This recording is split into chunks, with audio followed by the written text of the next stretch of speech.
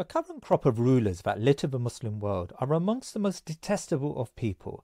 They sit silent, often proactive only in the degree to which they collude with the joint enterprise of genocide. Many of the Gulf rulers live in hedonistic metropolises, their empty lives in cities punctuated occasionally by inane regional summits to bury their ineptitude in the pomp of ceremony.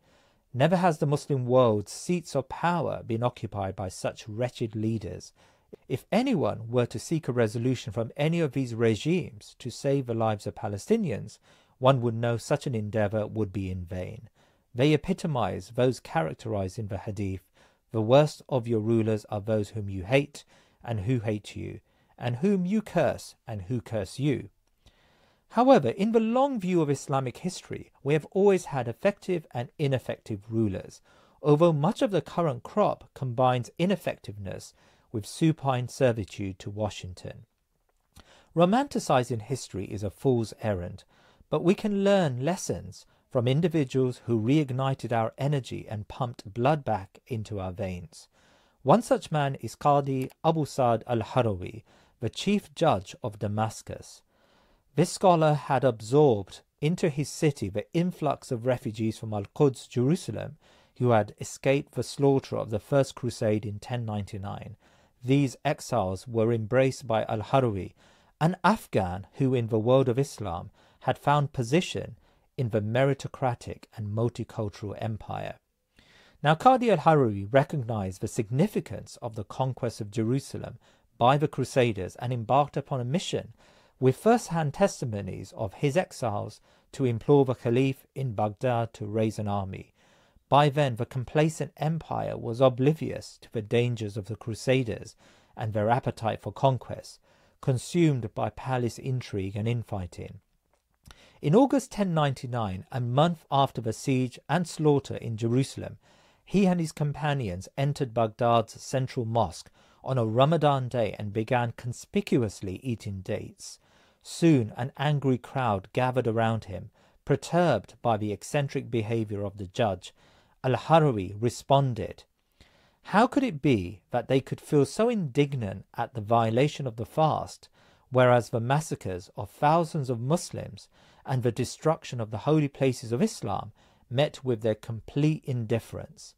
He then moved on to the court of the Abbasid Caliph al-Muntazir Billah, whose pastime included gardening and tending to his flowers, bursting into the diwan with shaved heads to signify mourning.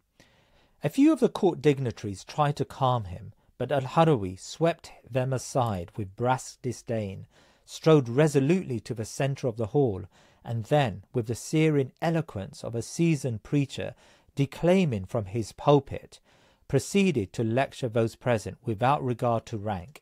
How dare you slumber in the shade of complacent safety, leading lives as frivolous as garden flowers, while our brothers in Asham have no dwelling place save the saddles of camels and the bellies of vultures.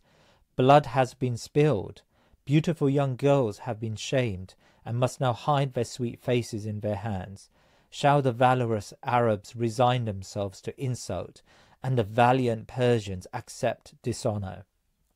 It was a speech that brought tears to many an eye and moved men's hearts, the Arab chronicler Ibn Athir later would write.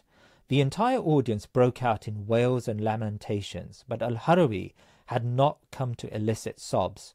He responded to the tears of the Caliph and his entourage. "Man's meanest weapon," he shouted, "is to shed tears when rapiers stir the coals of war."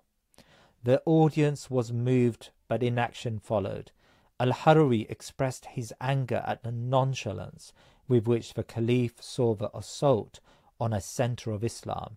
"Never have the Muslims been so humiliated," he, Al-Harawi, repeated. "Never have their lands been so savagely devastated."